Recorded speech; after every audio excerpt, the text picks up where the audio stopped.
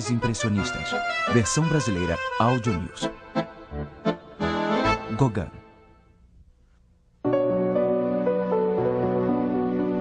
A vida de Paul Gauguin foi tão multicor quanto sua pintura, um caldeirão espesso e variado de diferentes estilos, ideias e culturas. Ele foi o mais inquieto de todos os artistas alimentados pelo impressionismo, um bem-sucedido corretor de valores e pai de família que, já mais velho, foi para o outro lado do mundo para fugir da civilização e se realizar como artista. Criar arte, explicou ele, é simples, muito simples. Para tanto, preciso me renovar em natureza não estragada, não ver nada além de selvagens, viver como eles. Transmitir, como uma criança, o que minha mente concebe, usando meios de expressão primitivos, que são os únicos corretos e verdadeiros que há. Paul Gauguin viajou desde muito cedo. Ele nasceu em Paris em 7 de junho de 1848, mas passou seus primeiros 6 anos no Peru, de onde se originava a família de sua mãe. Seu pai era um jornalista político que levou a família para a capital peruana, Lima, para montar um jornal. Mas ele morreu de um ataque cardíaco durante a viagem. A tragédia, no entanto, não desencorajou Gauguin de suas futuras viagens. Sua mãe levou os filhos de volta para a França, onde aos 17 anos Gauguin entrou para a Marinha Mercante e navegou pelos 5 anos seguintes, visitando o Panamá e o Pacífico, os lugares tropicais que sempre assombrariam sua imaginação. Ele estava na Índia quando recebeu a notícia de que sua mãe morrera. Para todos os efeitos, ele estava só no mundo e sem raízes.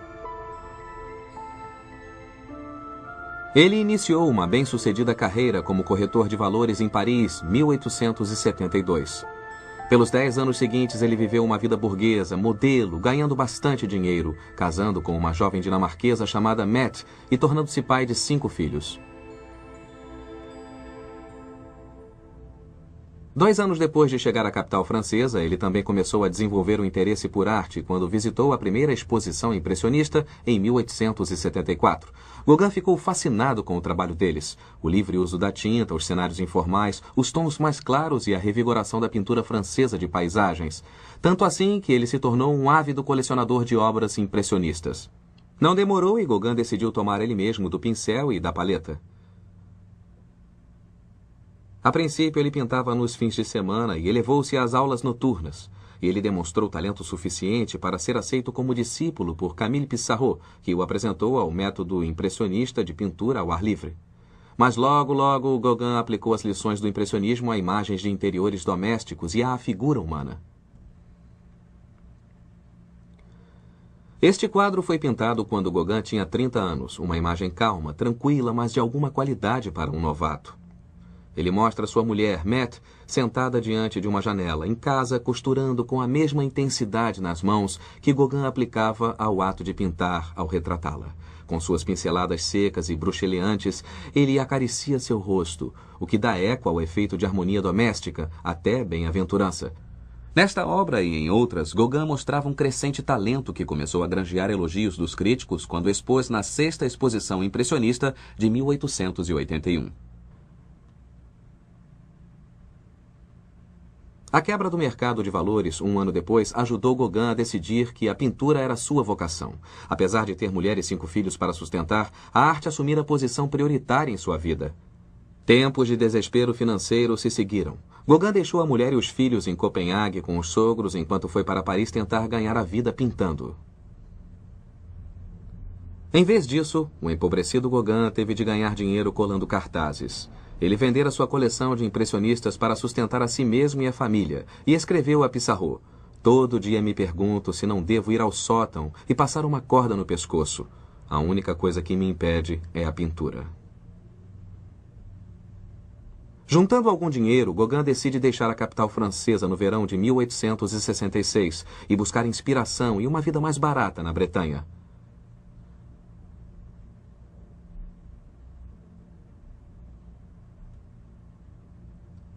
Ele viajou para Pont-Aven, um vilarejo a poucos quilômetros da costa e uma colônia de artistas já há 20 anos. Pela primeira vez na vida, Gauguin pôde se entregar totalmente à pintura. Em Paris, ele fora uma figura talentosa, mas menor. Na Bretanha, ele se tornou um personagem dominante entre os pintores conservadores que lá se reuniam, onde o impressionismo ainda era considerado arte radical. Mas Gauguin já começara a se mover para além de seu estilo impressionista delicado, naturalmente observado, tendendo para um estilo de desenhos mais pesados e planos de cor mais chapados. E foi em Pont-Aven que Gauguin começou a pintar suas primeiras obras originais, aos 38 anos.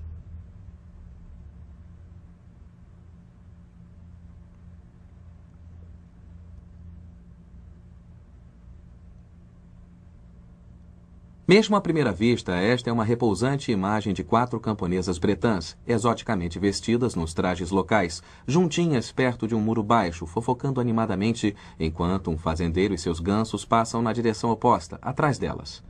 Não há horizonte e a sensação de espaço é condensada e desajeitada, com a mulher da direita retratada no perfil restrito e com seu tamanco projetado no canto inferior direito. As pinceladas ainda são soltas, mas estão apertadas por uma linha dominante crescente que marca as formas e amplia o mosaico decorativo de cores delicadas e vibrantes. O que mais impressiona são as toucas brancas engomadas que as mulheres usam e que flutuam em todas as direções, enfatizando seus rostos simples, impassíveis e criando um design abstrato e luminoso na superfície da tela. Elas dominam a pintura, ampliando a sensação de mistério, de coisa estranha, que se tornou uma crescente obsessão para Gauguin e a base para seu estilo diferente e original.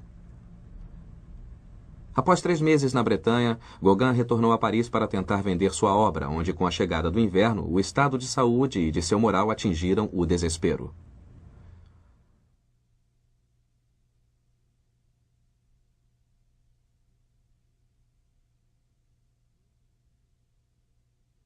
No início de 1887, Gauguin estava cheio de dívidas e resolveu deixar a França por algum tempo. Junto com seu amigo Charles Laval, pulou em um navio de partida para a América e eles acabaram no canal do Panamá, trabalhando como peões de obra para custear a viagem de volta. Mas na ida, eles viram a ilha de Martinica e resolveram que ela seria um paraíso adequado para se morar e pintar. E foi o que fizeram, sendo esta uma das cerca de 12 telas que Gauguin produziu numa estada de 4 meses. Moravam em uma cabana, observavam a luz, a cor, a vegetação e o estilo de vida. Tudo está refletido nesta composição chamada Embaixo das Mangueiras.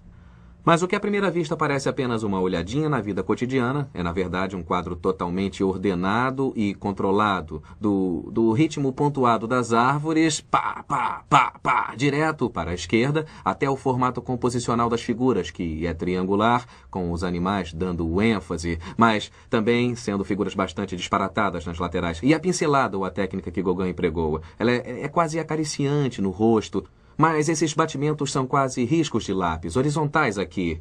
O vermelho e o verde são cores composicionais dominantes, mas é alguma coisa que nem sempre se percebe ao primeiro olhar. Está bem mais evidente no turbante da mulher, mas observando-se a vegetação atrás, vê-se que tudo é formado por uma combinação de vermelho e verde e pela faixa azul dominante ao fundo, o próprio mar. É uma imagem de tranquilidade e calma, mas também muito forte. As linhas do desenho que Gauguin emprega estão ficando cada vez mais fortes e ele achou, ao voltar à França, que essas obras tinham ultrapassado qualquer coisa que ele tivesse feito antes em Pont-Aven. A ideia de que o paraíso de alguma forma alimentaria sua arte ficou cada vez mais forte e, como veremos na década seguinte, ele se tornou dominante em seu trabalho. Mesmo que a viagem à Martinica tenha tido um final infeliz, Gauguin caiu doente de malária e disenteria, conseguindo ser repatriado em novembro de 1887. Ela resultou em suas primeiras soberbas paisagens exóticas e marcou seu verdadeiro rompimento com o impressionismo. Com efeito, ele encontrara sua voz artística. Pela força de seus colhedores de mangas e outros quadros da Martinica, sua obra foi comprada por um marchand parisiense chamado Theo van Gogh, irmão de Vincent. Gauguin e Vincent van Gogh se tornaram amigos íntimos. Com Theo começando a vender as obras de Gauguin, seu estado de espírito e saúde também começaram a melhorar e ele estava pronto para outra mudança de cenário. Assim, quando Vincent mudou-se para Provence em 1887, Gauguin partiu novamente para Pont-Aven para pintar com renovada energia e vigor. Eu amo a Bretanha, escreveu ele. Há algo nela de selvagem e primitivo. Quando meus tamancos de madeira golpeiam esse solo de granito, ouço a batida seca, surda, poderosa que busco em minha pintura.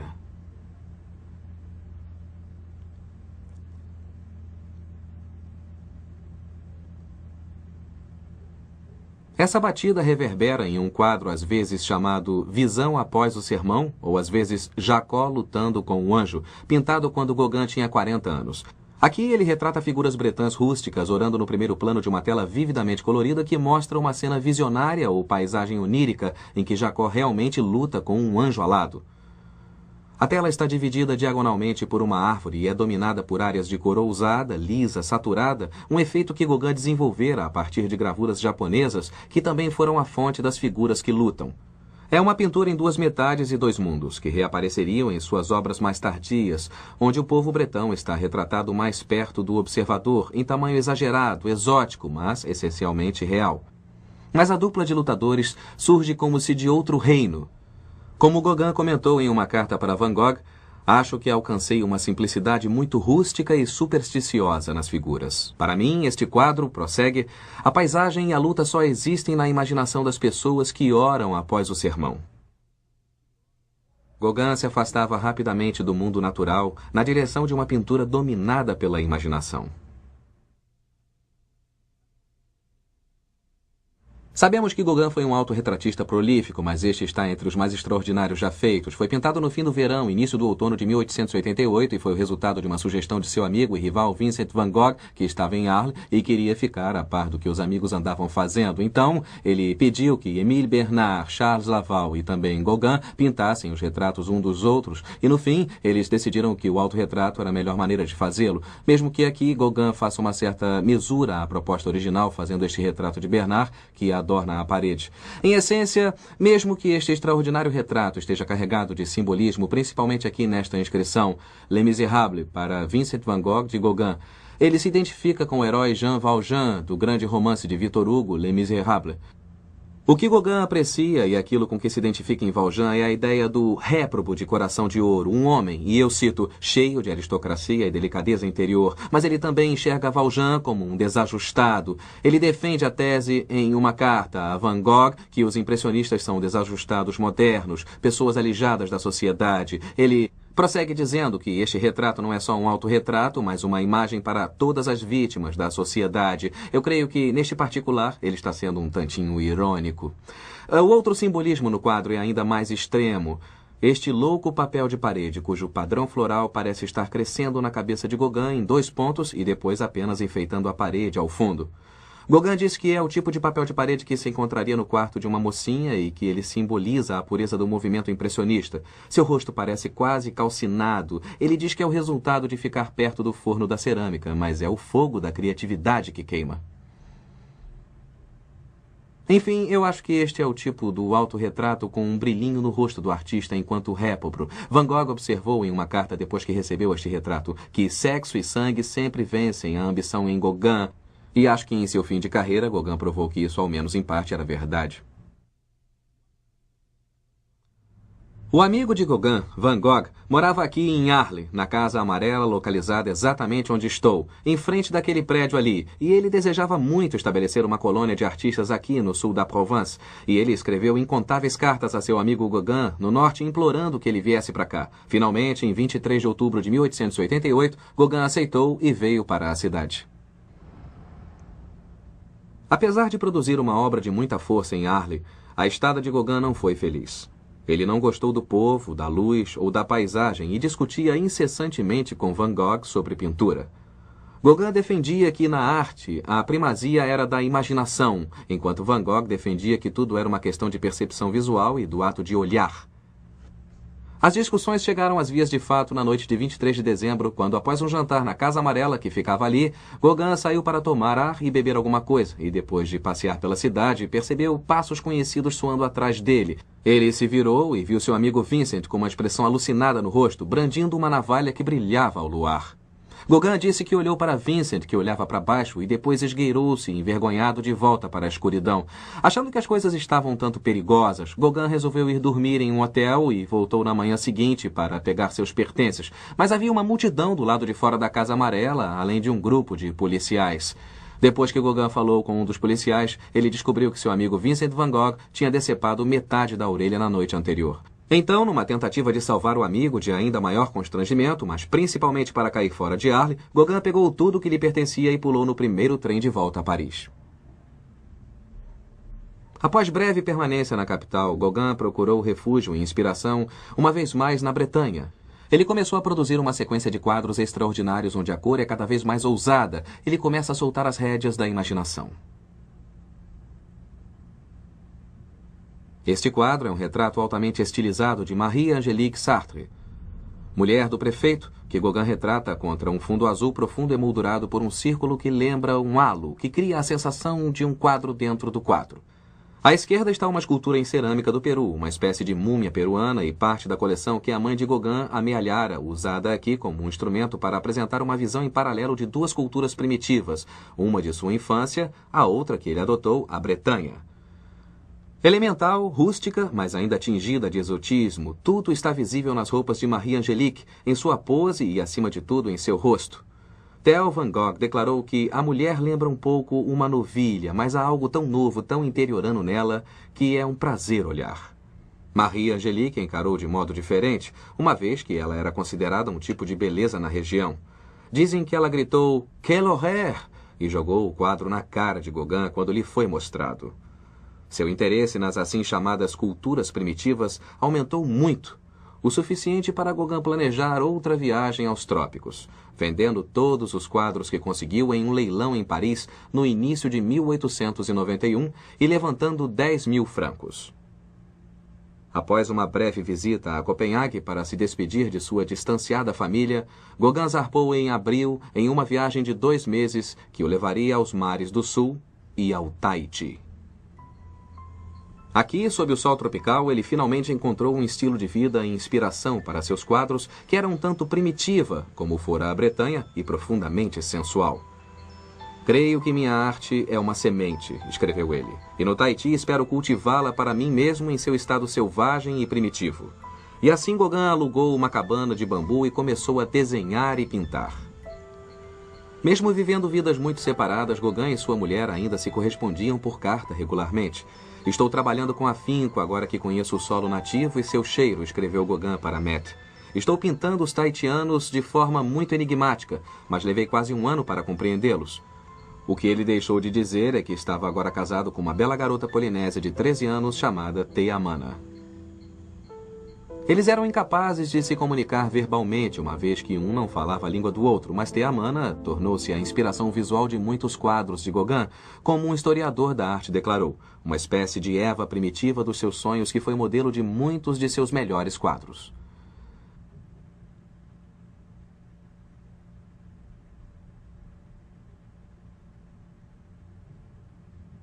Teamana olha com os olhos caracteristicamente melancólicos nesta visão pastoral do Tahiti, pintada como Gauguin esperava que o lugar fosse e como talvez ele às vezes parecesse.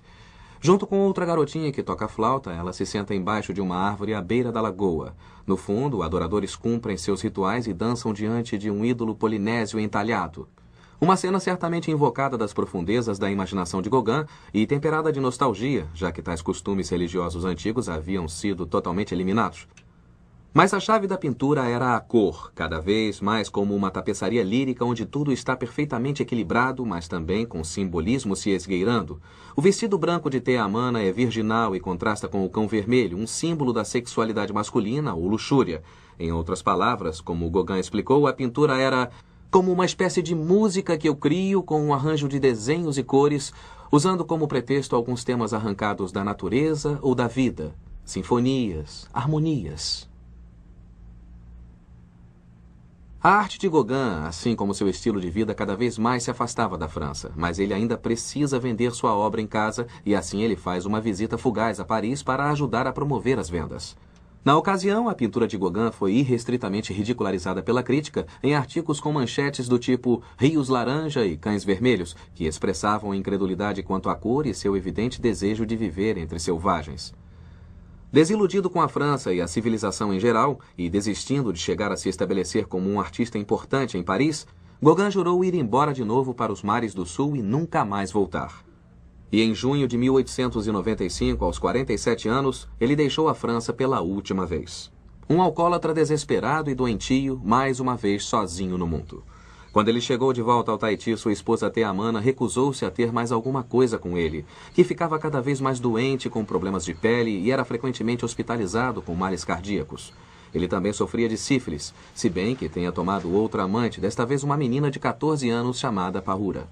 Paradoxalmente, foi durante os últimos e infelizes anos de Gauguin que ele, num Tahiti cada vez mais ocidentalizado, pintou suas grandes e mais eufóricas imagens do paraíso. O desejo de Gauguin de empurrar a pintura bem para dentro do reino da imaginação e de caminhar na direção da abstração é brilhantemente exemplificado neste quadro de 1898. Chama-se Fa Rei, que é uma corruptela do tahitiano embelezar-se ou enfeitar-se, e é exatamente isso que está acontecendo. As pessoas colhem frutas, andam a cavalo e há uma sensação de que algo está prestes a acontecer, um ritual religioso ou um festival. A figura no meio é a espinha dorsal do quadro, e este fantástico, mas curioso gesto vem de um templo javanês, e Gauguin tinha uma imagem dele pregada na parede da cabana. Também é uma composição de frisa clássica e, novamente, é uma fonte direta. Gauguin tinha o quadro Primavera de Botticelli, ou, ao menos, uma reprodução na parede da cabana, o que se descobriu após sua morte. A pintura é muito harmoniosa, as cores se equilibram, mas há três reinos, o humano, o animal e o vegetal, todos numa espécie de equilíbrio. É uma imagem onde o movimento é muito da esquerda para a direita, um bisbilhotar do meio das árvores frutíferas com uma sensação de espaço e atalhos. Mas também é um quadro em duas metades. À esquerda, estamos mais perto da realidade e a cor, mesmo brilhante, é suavizada em comparação com o lado direito, onde é como se entrássemos em uma fornalha, mas também em um outro mundo. É como se estivéssemos em um transe ou um estado onírico, ou talvez em um espaço mais religioso. Também é um quadro de celebração, cheio de alegria, mas ele celebra o escapismo. Gauguin escapar da Europa Ocidental, mas também seu desejo de fazer a pintura escapar do estrangulamento do realismo. Também é sua última imagem alegre do paraíso.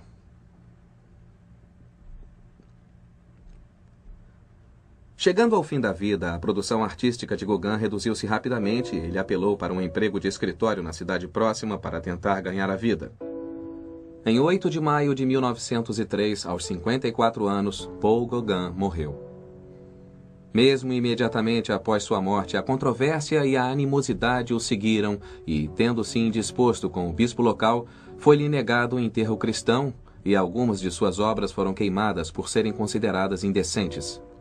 Entretanto, sua arte logo cresceu em influência à medida que a tendência do artista a explorar o universo interior da imaginação tornou-se cada vez mais violenta. Sua notoriedade e sua decisão de escapar da civilização ocidental ainda têm ressonância hoje. E Gauguin tornou-se efetivamente um dos grandes modelos do século XX do artista enquanto desajustado.